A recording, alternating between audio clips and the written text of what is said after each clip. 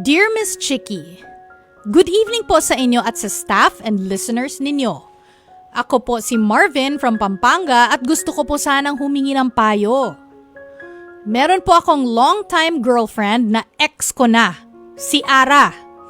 What I meant by long time is 8 years ang relasyon namin since college. After separation, di naman po kami nawala ng connection and communication sa isa't isa. Although, I must say, na lesson yon for the past 2 years nang pareho kaming mapasok sa kanya-kanyang relationship. Recently, madalas na ulit kaming mag-usap. And actually, ako ang susundo sa kanya sa airport in 2 weeks time na pauwi na siya from working abroad. Pareho na po ulit kaming single ngayon pero aaminin ko pong nauna kong malaman na hiwalay na sila ng boyfriend niya. Hanggang that's the time I decided na magpakatotoo sa sarili ko at sa girlfriend ko. Inamin ko po na mahal ko pa si Ara at yun din ang dahilan kung bakit nakikipaghiwalay na ako.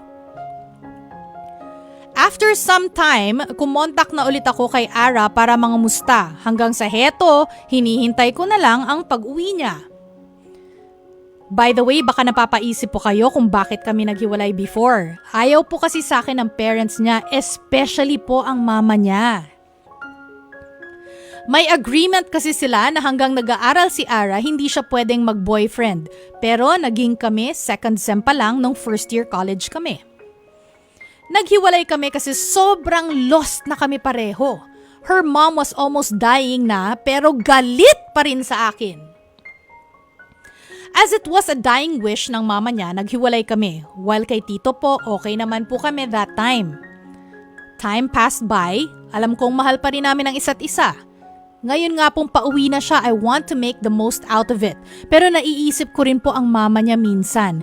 Hindi po ba kawalang respeto yun kay tita na piliin namin ulit ang isa't isa this time around?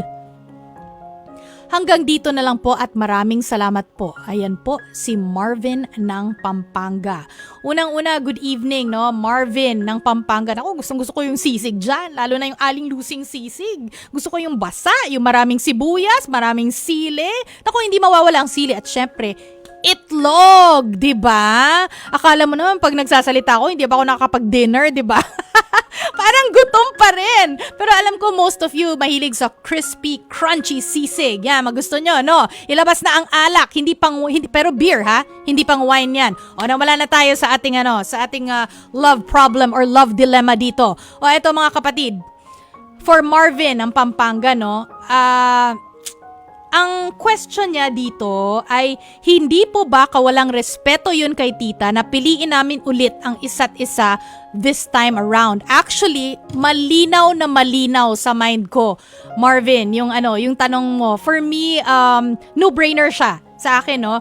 Kasi dying wish na maghiwalay kayo, 'di ba? Nung nag-aaral pa yung ex-girlfriend mo na si Ara. Tama ba? Kasi ang gusto niya ay hindi magkarelasyon, hindi magkakaroon ng boyfriend si Ara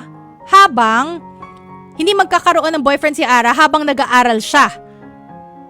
Or 8 Okay, clarification. 8 years nilang naitawid yung relationship nila pero nag-start maging sila nung college.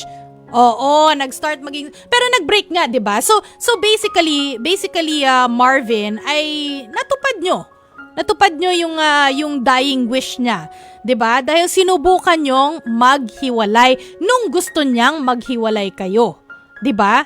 Yun yung dying wish niya kaya kayo naghiwalay 'di ba? Kasi nag-aaral pa siya. Oh. So, for me, natupad nyo yun. In fact, parehas na nga kayo nagkarelasyon, 'di ba? With other people o sa ibang tao, 'di ba? Hindi naman ata sinabi nung mama ni Ara na hindi kayo pwedeng magkarelasyon with each other ever. Hindi naman ganun eh. Habang nag-aaral lang siya, yun ang sinasabi at tinupad nyo yung dying wish niya, di ba? Kahit ata kasi, for me kahit magulang, hindi ata pwedeng diktahan ng anak kung syempre, may isip na ito, adult na ito, nagtatrabaho na. In fact, sabi mo, yung si Ara nga, pauwi nga dito, galing abroad because she's working abroad. So, may trabaho na siya. So, kumbaga, hindi na siya, hindi na siya palamunin. Meron na siyang may sariling life na siya, may sariling decisions, may sariling isip. And it's the same with you. So ang pwedeng gawin na lang na magulang, which is in this case, wala na nga yung mama ni Ara, no? Yung papa na lang nandyan. So in this case, yung papa niya yung magiging voice for her parents, no?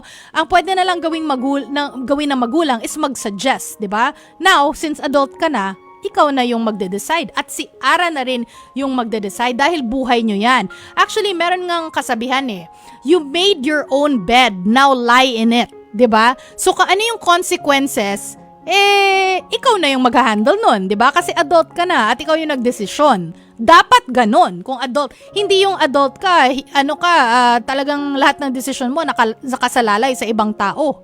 'Di ba? So for me, I think yes, it's your decision. Adult na kayo parehas. I think okay lang na pipiliin nyo ang isa't isa kung yun talaga ang gusto nyo ngayon.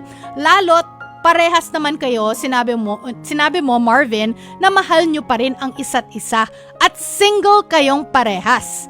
Single na and mahal nyo ang isa't isa. At sigurado kayo dun. Grabe long-standing relationship to kung tutuusin, di ba? Kasi kahit nag-break kayo, meron pa rin kayong connection o communication.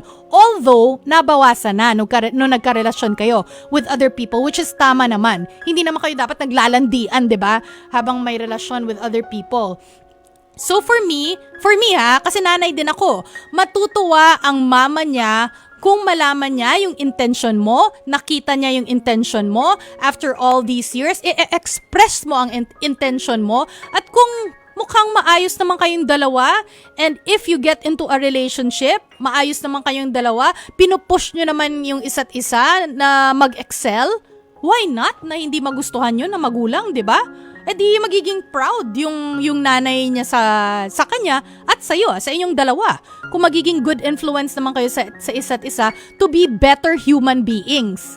'Di ba? Ako lang 'yun kasi yun nga, as I've said, nanay din ako, meron akong anak na lalaki at babae. Syempre hindi pa sila adults, no? Bata pa lang sila. Pero if I imagine, matutuwa kasi ako kung na-imagine ko na maayos naman ang nagiging karelasyon ng mga ito. Why not? Go ahead, di ba? Tapos adults na sila. Intentions are good, and sa bandang huli, maganda naman ang kinalabasan. All well and good. Oo. So for me, go. Pero, I think, no, kasi mukhang malalim ang pinaghuhugutan ng sitwasyon yung dalawa Parang almost 1 decade, 'di ba? Itong ganitong dilemma, and nagkaroon pa nga ng problem nung time na student pa kayong dalawa kasi ayaw ng parents na magkarelasyon si Ara. So pwede mo ring ipakita ang magandang intention mo dun sa papa ni Ara na nandyan pa rin ngayon. Sabihin mo yung intention mo. Sabihin mo kung bakit mo siya gustong makasama or makarelasyon if ever yun ang decision mo. Sabihin mo, 'di ba?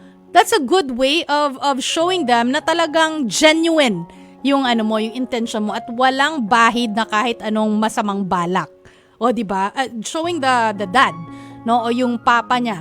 Mas maipakita mo sa ganitong paraan. So, masaya ako sa iyo. In summary, no, masaya ako para sa iyo kasi mukhang nahanap mo yung the one mo as of this point. Ganon yung impression ko. And syempre, good luck.